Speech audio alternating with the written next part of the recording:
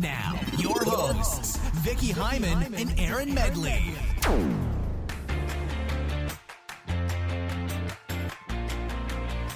Hello and welcome to Remote Possibilities. I am Erin Medley with Vicki Hyman, your TV host extraordinaires, right? Is that a word, extraordinaires? It absolutely is. Okay, good. We are on Twitter, so don't forget to follow us at Remote Podcast, at @E_meds, and at Vicki Hy, VICKIHY. I would really like to encourage you to follow us if you watch The Bachelor, because somehow, some way, Vicki Hyman has gotten sucked into this season of The Bachelor. Really, somehow, some way, you ordered me to watch it. I did not. Yes, Did you I? did. Yes, you did. Well, I also have to watch it because we have not one, not two, but I just discovered this morning 3 Jersey people. What? You know who the third one is? I don't even know who the second one is. The second one is the LA Lakers dancer who grew up Jasmine? who grew up in Maplewood, now lives in Los Angeles. The third one is Corinne. No. Well, I mean, granted, her family left the state when she was 5, but she's from Livingston. So I don't know if that explains anything about Corinne, but there you go. I was aggravated to find that out this morning. You found that out today. How did you find out? There was a variety. She's been making the rounds apparently, and she was talking about her nanny and how much her nanny loves her and how her nanny moved down from New Jersey to Miami. And so then I looked in property records, as I want to do, and I found out that they sold their home in Livingston, New Jersey, also the home of Noah Soloway from The Affair, in like 1996. But New Jersey. In 1996, what was she, 2? 5. No, she could have been 5 in 96 because she's only 23. 25. She's 25 now. Oh, okay. Oh Anyway. my gosh. Anyway. Well, we will talk more about The Bachelor a little later. We'll also talk about Powerless, which is a new DC Comics comedy on ABC. NBC? No, NBC. NBC. We'll talk a little bit about the Santa Clarita Diet, 24 Legacy, and some other TV pilots. But first, let's get to TV news. Vicki and I were huge fans of season 1 of The Good Place, and it was announced earlier this week that The Good Place will be coming back for 13-episode season 2. So clearly they were listening to our podcast last week when we were demanding a season 2, and they said, well, we have to please Vicki and Erin, so there you go. Obviously, because that's what all the big networks do. Yes. I will say that they also listened to us when we said it doesn't need to be a longer expanded season. 13 episodes worked the first season, and I think that is the right call for a season 2. I agree. So the show averaged 6.1 million viewers, which is not bad. No, that's pretty good, actually. Yeah, I think that's pretty good too, especially for a comedy on NBC on Thursday night when we know it's up against the Scandals and the Grey's Anatomies and the How to Get Away with Murders of the world. Mm-hmm. So that was good. So Good Place season 2, we'll have to see where they go after that shocking season 1 finale where we find out that they're not in the good place at all. They're in the bad place. They're in the bad place. Spoiler alert. In other news, it was announced on Tuesday that Oprah Winfrey is joining 60 Minutes. As a prelude to a possible presidential run, I read in one headline. No, you didn't. I absolutely did, but when I clicked on it, I didn't want to unblock my ad blocker, so I didn't bother reading it. But yeah, I'm lazy like that. Priorities. First of all, well, wait, now you have me all like sidetracked. Oprah is not going to run for president. Why not? Donald Trump ran for president. Honestly, Erin, why not? Why not? Why not? It actually probably makes more sense than Donald. It doesn't make sense. It doesn't make neither one of those things makes sense. Yes, well, it's 2017 and one of them came true, so you know. Oh boy. Well, anyway, she's joining 60 Minutes. How do you feel about this? I kind of don't understand why. She has her own network. She can tackle whatever she wants to tackle on her own network. She's apparently going to bring some like kumbaya racial harmony vibe to 60 Minutes from what I read. Yeah. Not particularly interested. I don't really watch anything on OWN. But I mean, she started out as a journalist in her early career before the Oprah Winfrey Show was on for 25 seasons. Yes.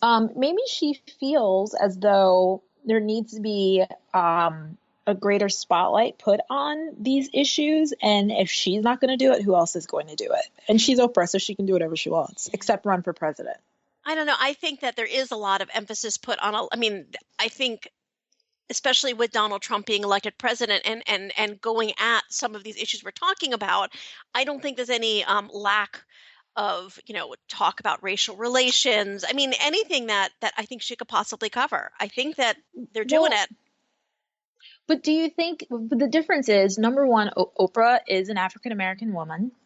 And so that brings a little bit of a different angle to it.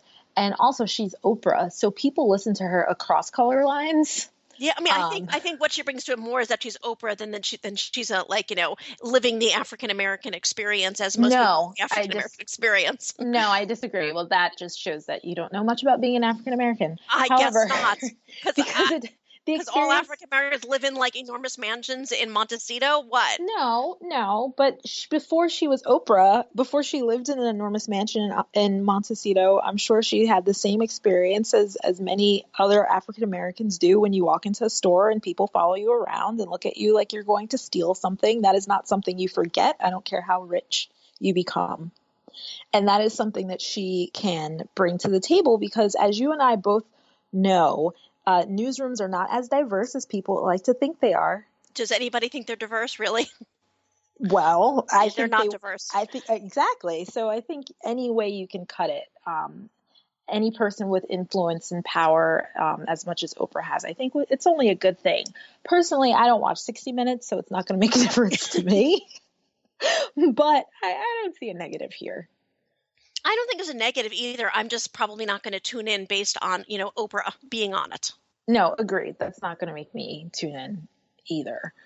All right. Well, let's move on before we get to the point where I have to call Vicki a racist. Please don't. I'm tired of that. Goes down. I know. It's like a tired trope at this point. In other news, Vicki, you wanted to talk about the state of late night TV in the wake of our new president. Well, I just think it's very interesting that, I grew up in when there were far fewer late night TV hosts and they were much safer and they had a more balanced view of politics. And it just seems that there are several like Colbert and James Corden and, Seth Meyers, certainly with a closer look, they're taking a more activist mindset. I just think it's very interesting. I'm certainly watching it more. And for me, it's sort of filling a gap left by when Jon Stewart left the Daily Show. Not that I don't think Trevor Noah is doing a pretty damn good job, especially in recent months. I think is really growing into the role. And speaking of which, did you happen to catch last night Jon Stewart making an appearance on the Colbert Show on CBS? I tried to watch a clip this morning, and I went to a website that is not NJ.com, but a competitor, and the stupid video wouldn't load because they had this annoying ad. And that's the end of that story. But I will watch it later because I heard it was funny. And look, I go to bed really early because I have to leave for work early. So I don't catch any of the late night programming in real time. And I haven't really been looking because at a certain point, we are all being inundated with this coverage and commentary on what's happening with our government right now. And I just can't actively seek out anymore. I just can't do it. I can't bring myself to do it, but I'm sure it's fabulous. It is fabulous. Actually, last night was the first, I think, honest belly laugh I've had in what feels like a very, very long time. And I miss Jon Stewart, I have to say, because I mean, a lot of people, Seth Meyers, they talk about individual issues, the Women's March, refugees, blah, blah, blah, which are all very, very important. But I just love Jon Stewart takes this macro look and he just says, we've got to, and he said this at the end of when he ended the Daily Show, we just got to put an end to BS. And there's just too much of it flying around right now. And that is probably one of the core problems, that people are just accepting it. Anyway, I think it's great. Yeah, I think it's great too. And I think the ratings for all of those shows have been, doing well. So, and obviously the online replays the next day. So Let's move on to The Bachelor. This week we had our 2-on-1 finally. Which you warned me about. I did warn you about, but you know what? Let's back it up and start from the beginning. We don't have to go, inch by inch here or minute by minute. But the episode started out with the rose ceremony held over from last week's episode, and I can't tell you the names of any of those people who went home this week. Can you? Oh, I can't. And then there was somebody who actually got a rose, and I'm like, who is this person? I have never seen this person before. It is insane. Like, I think we still have 13 women left, and I probably know the names of 5 of them if I try really hard. But you tell me, is this like normal for The Bachelor, or is it because Corinne just sucks the air out of the room and it is just the Corinne show that this is the reason why we don't know anybody else? That is what is happening. Okay. Corinne is sucking the air out of the room, and it is hard to focus on anyone else. Is she like shaping up to be the biggest Bachelor villain of all time? Because you keep telling me about all these firsts that she is doing. Is she the worst? At this point, I think she's transitioning from villain to just pure comic relief. Because nothing she is doing is truly villainous at this point, Like, name something that she's done that's really villainous. Well, I mean, she has accused, I can't remember the other woman's name. Taylor. She accused Taylor of basically calling her stupid. I think, I don't remember whether she didn't. I do remember Taylor talking down to her a little bit about her lack of emotional intelligence, but you can't not talk down to Corinne because she's Corinne. And then she went and told Nick. And then Nick ended up ousting Taylor. Well, the telling Nick thing happens every season, or telling The Bachelor, that happens every season of The Bachelor, so that's not anything new. And it's not always done by someone who's considered a villain, so that I can't count. I will say that I view the Taylor-Corinne dynamic maybe a little differently than you do, where I think that in that situation, Taylor was in the wrong. Taylor annoyed me from day one. And when they had that date where they dressed up in the bridal outfits, and Taylor goes to Nick, I really think I'm falling for him. Like, you've known him 1 minute. I know, but come on. I mean, no one does that. The little the know I have a bachelor, they always say that, but they don't say that early. Correct. Okay. They don't say it that early, and they don't say it the way she said it, as though she was in some sort of alternate universe where they were soulmates and he just didn't know it yet. Like, I don't know what her deal was. It also sounded like every other ridiculous time I've heard them say that. No, it was too early. Also Taylor is 24, the same age as Corinne, and she was not only talking down to her, she was treating her like Corinne was a complete and total moron. I don't think Corinne's stupid. I think there are many things about Corinne, and being stupid is not one of them. She's kind of clueless. She's talking about her nanny and her cucumber slices. It's like, how are you supposed to deal with that? That's ridiculous. I don't know. You're a cartoon. She is a cartoon, but I don't think she's stupid.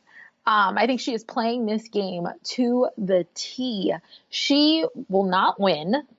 Or win Nick's heart, I guess we should say. And she will absolutely be the star of Bachelor in Paradise this summer. But she will not become the Bachelorette. Oh, heck no. Okay. No, they definitely wouldn't do that. Okay. Not enough people like her. Okay, so anyway, that's the Corinne. We'll get to the Corinne Taylor 2-on-1. Let's start and briefly give our opinions on the Rachel date. Okay. What did you think? I liked seeing it, and he seemed to have like a nice rapport with her. They acted like adults, which is always refreshing on reality shows. We were texting during we were I guess tweeting at each other because I was a little confused about the history of Black bachelorettes on The Bachelor, Black contestants. Yes. And I didn't know how far they'd ever, I mean, I knew there wasn't ever a woman who won who was Black, but she seemed to be getting, as we call, like the winning edit where, whoa, is this woman going to go all the way? And what will that mean if he actually picks a Black bachelor, about a Black fiance? So no, a Black woman has never made it to the final 2. Mm-hmm. And I do think that there is a chance that could happen this season. I do not think she will win. Mm-hmm. But let's put it this way. Whether she wins or not, this is fabulous for ABC because if she doesn't win, she can become the next Bachelorette, and finally ABC will have a minority Bachelorette. Yes. And if she does win, then they'll have their first finalist or, fiance who is also Black. So it's a win-win situation for ABC, no matter how you look at it. Also, fans really, really like her. I like her a lot too. I think they do have a great rapport. It helps that she's 31 and she has a real career, unlike some of these other contestants. And I can only hope that Nick is actually into her and not, because I keep thinking in the back of my mind, is this an Unreal scenario where there's a producer who is making this relationship happen? You know what I mean? But let me ask you this. I mean, they're obviously not going to come out and say, we're making this relationship happen. So even if he fake really likes her and brings her to the top two, what difference does it make? I mean, at the end of the day. Oh, it doesn't. I just like to think that there's no one meddling in my Bachelor relationship. Oh, you'd like to think that. Yes, I would. Very sweet, Erin. All right, so that was a great date. He gives her the rose, obviously. They had a great time. She was wearing this awesome bodysuit, and I'll let you know that yesterday I Googled bodysuits for like an hour. Like, I need a bodysuit in my life if I'm going to look like Rachel. Although my boobs won't stay up like hers without a bra, so that's not going to happen. But, everything else about it, on point. I will pass by without commentary. Okay. All right. So then after that one-on-one date, we went to the group date at the haunted house, or the haunted plantation, I should say. Yeah. Oh my God, that went on forever. I was in and out of that. I knew that nothing that happened there would make any difference whatsoever. It was just long and stupid and tedious, and it allowed me to fold some laundry, so that was good. It was one of the most boring dates I've ever seen on The Bachelor, and I didn't watch it, and it was stupid and involved a ghost named May or something, or a doll. I don't know, but yeah.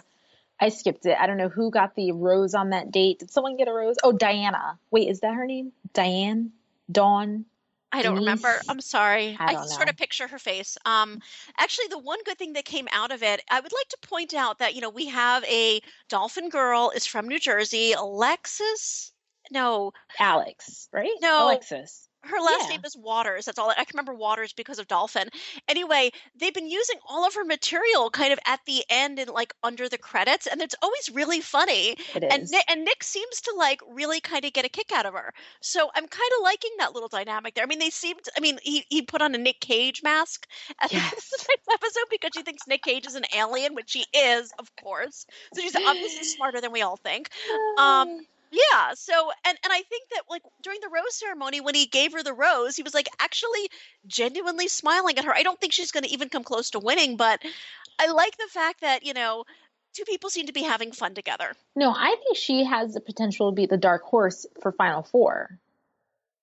Final Four, I see Rachel, French Canadian. How about pediatric nurse? Pediatric nurse. Yeah, that's my pick. And Jersey girl, Dolphin girl. Okay. That's my Final Four.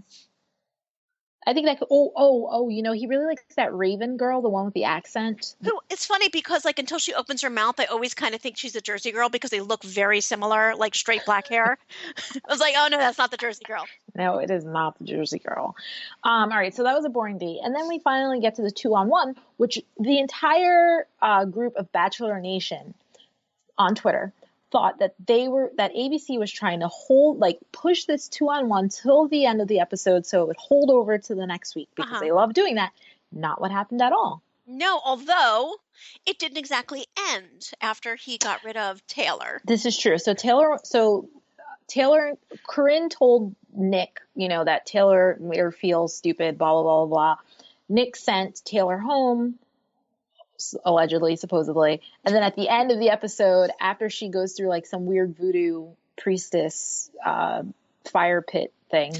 I don't even know what that was. I lived in Louisiana for 5-6 years. I don't know what that was. I don't know what that was either. We see that a mysterious figure comes back while Nick is on his one-on-one date with Corinne, and it's Taylor, and we have to wait till next week to see what happens. Oy. Oh, yeah, is what I say as well. All right, so that's enough of The Bachelor. That show exhausts me. At this point, I think we need to we just need to get to the end of this thing. Like, and I think we're more than halfway to the end. So did they start dropping off very quickly now? Yes. Did they get rid of like 2 people, 4 people at a time? I think they'll get rid of like 4 people the next time. Okay. They have to. All right. So let's talk about Powerless a little. It is the DC Comics comedy on NBC that premieres Thursday night, starring Vanessa Hudgens of Grease fame. She played Rizzo, also High School Musical. Vicki, did you watch the premiere? I did. I did as well. What were your thoughts? I thought it had a great premise, and Which is what? Okay, the premise is we're going to look at the superhero universe from the civilians who have to like live and work in these cities where chaos is constantly reigning and train cars are being smashed onto SUVs and blah blah blah, which I think is really funny. This is not very funny though. That was my main problem with it. They had a great premise, and I think they've got a pretty good cast. Vanessa Hudgens, I love.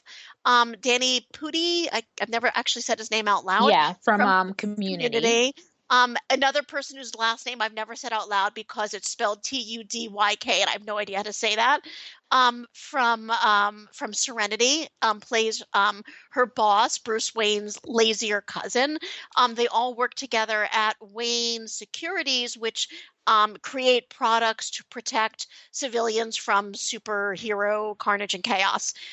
So it's like a workplace comedy with quirky people who it's just not funny. It's just not funny. There was like one line in the entire episode that I snorted at, and it was like they have these like dregs of the DC Universe superheroes sort of on the fringes, and this one was Jack-O-Lantern, who I've never even heard of before, but he's actually like a real superhero. And I don't know if I should ruin it for you, but at one point it was like, "Beware my balls of fire." I don't even know what it was, but I was like, that's kind of funny. That's it. I agree with you. I didn't think it was very funny at all. And I don't have high hopes for it. So good luck to that show. Well, I don't know. It's like you take The Good Place and you have an equally like kind of like weird oddball premise, and you have probably better actors, but like really good actors there. And one is so great and interesting and funny, and one is just like, yeah. And you know what? Maybe it's a show where the pilot just wasn't that great. This is and true. The second episode will be better. They only gave us one pilot for review, so that's based on one. Maybe it'll get better. I don't know. But right. And remember how I felt about The Good Place? That first episode was A Good Place. I was like, oh, it's not really that funny. I'm not into this. It's a little weird. But, you know, by episode 4, I was way into it. So maybe the same will happen with Powerless. It remains to be seen. Another show premiering this Friday on Netflix is Santa Clarita Diet, starring Drew Barrymore and Tim Oliphant. It is a show where Drew Barrymore plays an undead woman. Her husband is Timothy Oliphant. Can I interrupt you for a second? Yes. So when I was doing my winter TV preview, Netflix, which has a different PR strategy than the networks, had only released like basically like a couple of sentences about it, saying that, you know, they're a, you know, suburban couple, they're realtors, and something happens that sort of shakes up her life. And I'm thinking like middle-aged, you know, mid-age crisis, whatever. And it turns out that she needs to eat brains. And I was like, whoa, that's kind of crazy. I didn't get a chance to watch the entire pilot, however, because Netflix was having some issues with its press site. Not really impressed so far, I have to say, based on like half of one episode. Well, you know, when Drew and I were conversing last week, yes, as you were getting your toenails painted, right?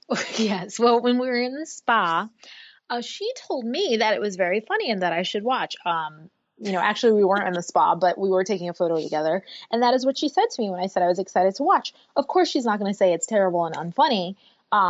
But if Drew says it's funny, I'm going to believe her until I see the full episode. You know, if you get these stars drunk, they will tell you essentially that it sucks and you shouldn't watch it, as my experience at TCA proved a couple of weeks ago. But I can't tell you which show and which guy, because then I think I would never get access to anybody. Probably not, but you can tell me offline. Okay. So I'm going to check out Santa Clarita Diet. It's a half-hour comedy, right? It is, thank God. Okay, so how many episodes? 10? I don't know. It 8, seems 10. Like, it seems like a quick binge. So even if I don't love it, I'll probably watch the whole thing. And you get a look at Timothy Olyphant for, half an hour, Who, which is, hello, I looked at him for an hour, like uh, less than 10 feet away, yeah, and he's handsome. he is. He's a good looking dude. He is very good looking. Oh, we should tweet out the photo I have with them on our remote podcast Twitter account. Okay, Andrew and Alyssa. Yes, producers, let's get that photo up there. I'll send it over. So you guys can see me and my two new BFFs, Tim and Drew. You call him Tim. I call him Tim, obviously. All right, so continuing on with a slate of mid-season premieres, 24 Legacy is coming to Fox. Wow. Premiering after the Super Bowl on Sunday. This is the reboot of the classic Kiefer Sutherland show.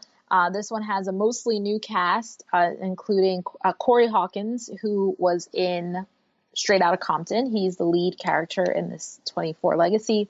Jimmy Smits. And Miranda Otto, who was on Homeland. Yes. Playing a very similar role.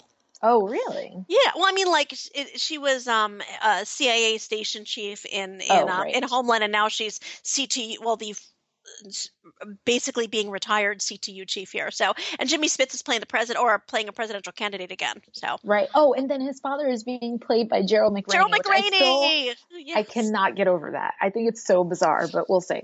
So Vicki, were you a big 24 fan? I was not. I mean, I watched the first season and I was like, okay. And then I never watched another episode again, I think. How about you?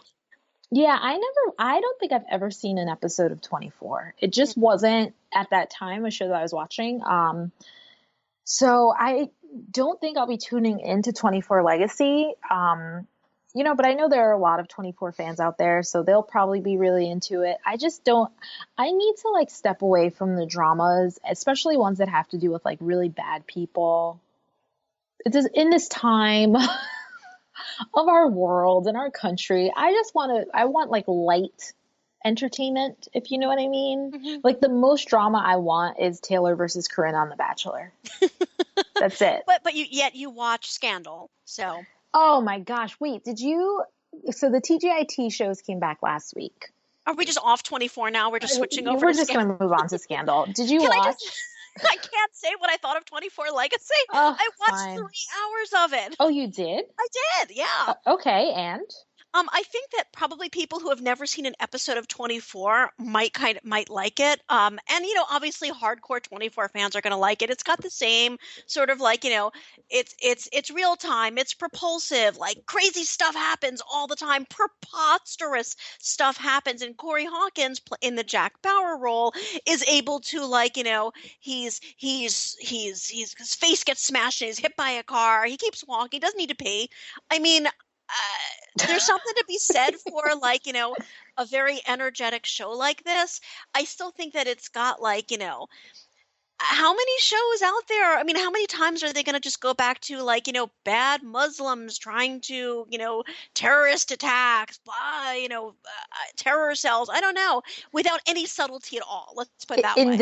In this political climate, all the time.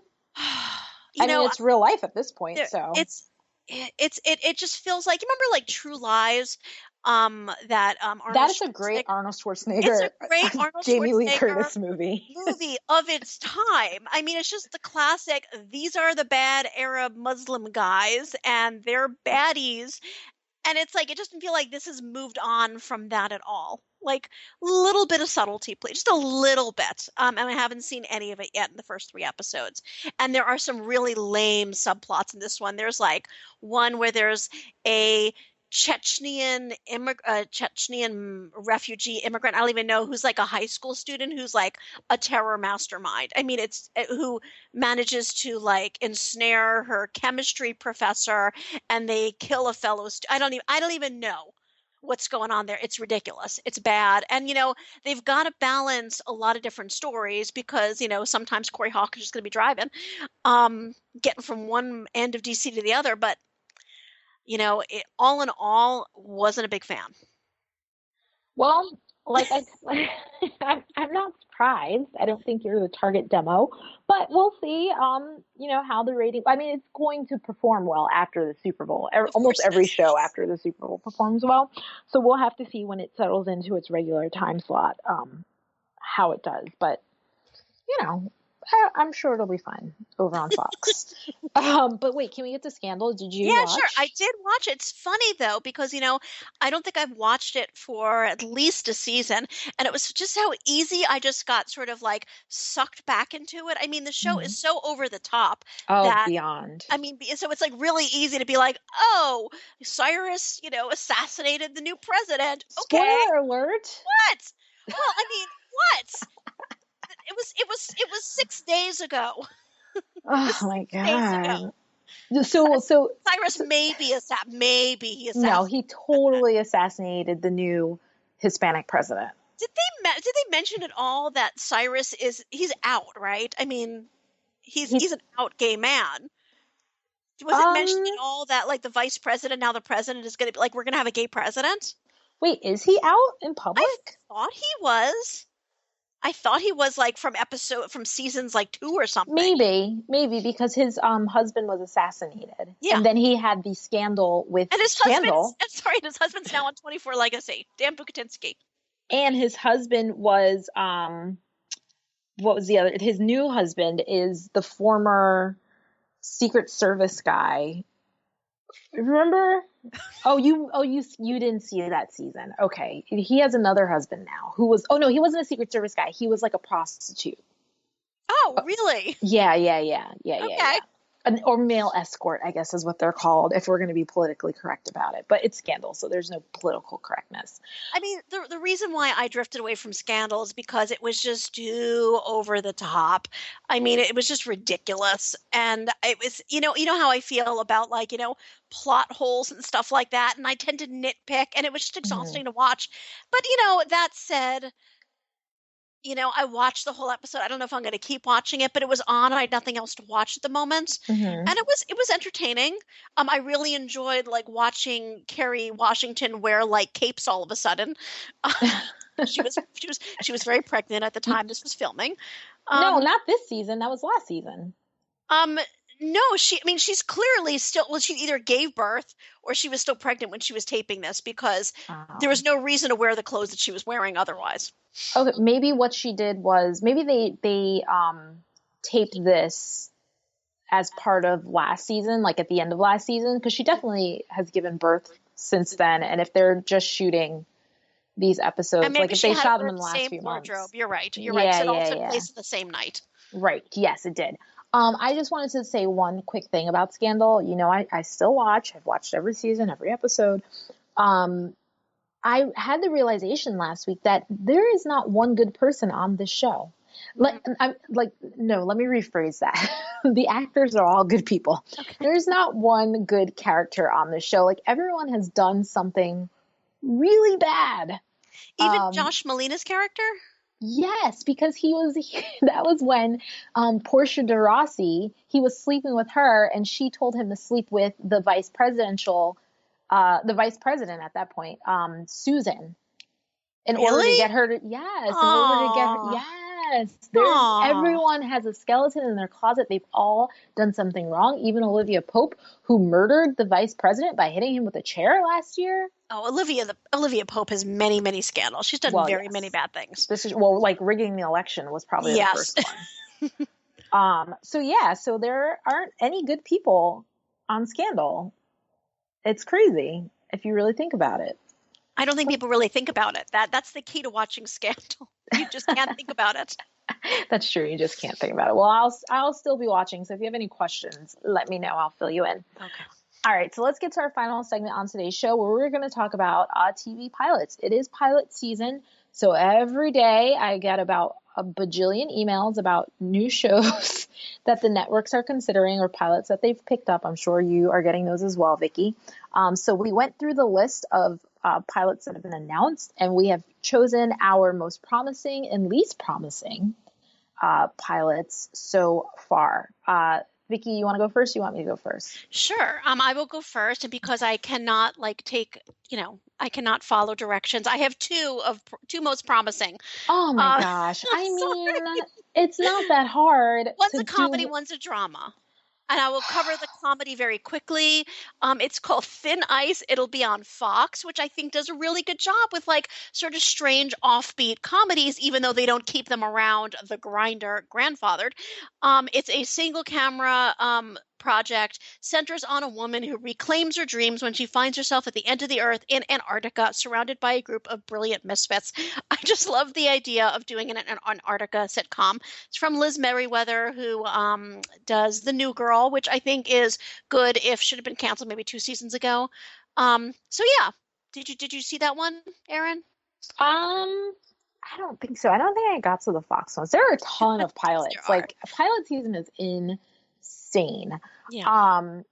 Okay, so give me your second one because, Okay, the second one is The Crossing. Refugees from a war-torn country start showing up to seek asylum in an American town. Only the country these people are from is America, and the war they are fleeing is 250 years in the future. Blah blah I saw blah, that one, conspiracy, sheriff, federal agent, blah blah blah. I'm sorry, this is like Vicki Hyman. This is for you. As soon as the words like in the future, that's it. appeared. That's catnip for me. It's like from the future.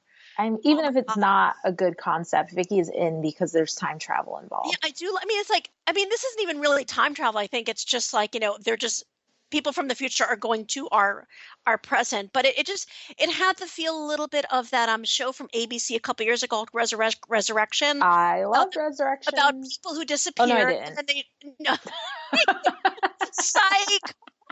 No, I thought you were going to say Revolution, which is on NBC. Not Revolution. It actually has a little feel of like Terra Nova too, I think. I don't know. People coming back, not having changed to a small town, just sort of popping up. It also has a little feel of this French series called, I'll say it in my French accent, Les Revenants, which became The Return on A&E, which only lasted a season, about people who were long dead who just show up again. I mean, this doesn't have like the supernatural element to it, but it just has that sort of like feel of, a culture clash, but like in time. I love it.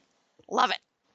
No. Okay. So my most promising pilot should not be of any surprise because it has all of the elements similar to Vicki's obsession with time travel. It is the Untitled Paul Davies Project. It is a drama on ABC. The executive producers are Paul Davies, Shonda Rhimes, and Betsy Beers. It takes place in the Southern District of New York Federal Court, known as the Mother Court. Oh my God, I'm already falling asleep. Go on. Of course. And it will follow attorneys for the prosecution and defense as they handle the most profile and high-stakes cases in the country. Oh my God. As well as their personal lives. Oh my God. A workplace drama involving attorneys and people from Shondaland. And high stakes. I'm so in. I am so not tuning into that. Of course you're not. This is why we're on the show, because we have different opinions. All right, so I'll do my least promising. Is it the one involving the vampires and like a conspiracy and no, not that one? Okay. No, I will say that there were a lot to choose from for least promising. Oh. But I think this is a CBS drama called The Get. And I'll just read the log line provided by TV Line. A team of tireless internet journalists. Sorry. Sorry. Are we still taping? I'm sorry. I will start over. A team of tireless internet journalists pursue and expose stories of injustice using their unconventional investigative techniques. Oh my God. Like Twitter and Instagram, I'm sure, in today's anything goes world of reporting. I mean, really. Oh my God, just kill me now, please. Also, is that too true to life for you, Vicki? Are you like having convulsions because oh my God, I am. I'm literally on the floor shaking. Because they clearly stole the idea from the NJ.com newsroom. Okay. Obviously. My high-stakes investigations happen to involve Teresa Giudice and Melissa Gorga, but, And your each to his own. unconventional investigative techniques, like Which trolling Twitter and Instagram. Not even, which involve, going to the courthouse and pulling lawsuits and foreclosures and calling people and speaking to them about it. Sorry, crazy. Sorry. Well, The Get is not a show that I will be watching, but or who knows if any of us will watch it. It's only a pilot. I can watch to mock. You can. All right, give us your last one before we wrap up here. Okay. Deception, also on ABC. Greg Berlanti and Sarah Schechter are among the executive producers who produce Riverdale. So I really, and all those CW shows that I like. But anyway, when his career is ruined by scandal, superstar magician Cameron Black has only one place to turn to practice his art of deception, illusion, and influence: the FBI. He'll become the world's first consulting illusionist, helping the government solve crimes that defy explanation and trap criminals and spies by using deception. Okay, first of all, this is just ridiculous, just flat out, but I can't tell you how tired I am of the consulting detective with the special ability, the telepath, the lying expert, the mystery novelist, the medium, Lucifer, and count them, two guys who can't die and have been hanging around New York for 200 years, New Amsterdam, and forever. I'm so tired of this. This is ridiculous. Now we have a magician. This reminds me, what was that show with Simon Baker that I really enjoyed? That was The Mentalist. The Mentalist. Yeah. I think that kind of helped jumpstart the Mentalist and Medium, I don't know, early 2000s. It's we can't just do procedural anymore. We have to do procedural with the person with the tick. But this is what I'll say. I really liked The Mentalist. It was an entertaining show, mostly because Simon Baker is really nice to look at. But it had its own, subtleties and spin to it. I think the problem with this show, what is it called? Deception, is that the log line is just so generic. It sounds like all the other shows. Maybe they're going to bring something different to the table. And I think a lot of that will have to do with casting and the tone of the show. But I mean, that is true, because if you look at Fox's Lucifer, which is still on the air, I mean, it has I guess Castle too, it has and Bones, a more arch, funny tone. It doesn't take itself too seriously, so maybe there's that. Right, that's the key. And I loved Castle too. Yes, I know. Love Castle. So yeah, I think the tone is important. It can't take itself too seriously. Or Psych. Remember the show Psych? Oh, with Dule Hill and yes, vaguely. It's like Psych and The Mentalist were the exact same show, except one was extremely funny and the other one was just funny sometimes. All right, so those are our picks for this week, but who knows, we may have more next week because these pilots are being picked up or ordered every 5 seconds. That is going to do it for us. Don't forget to follow us on Twitter at Remote Podcast, at @E_meds, and at Vicki Hy, VICKIHY. We will be back next week to fill you in on what happens on The Bachelor. We'll talk about Riverdale a little more, and maybe by that time I will have seen Santa Clarita Diet, and we can talk about that. All right, Vicki, I will talk to you next week. Later.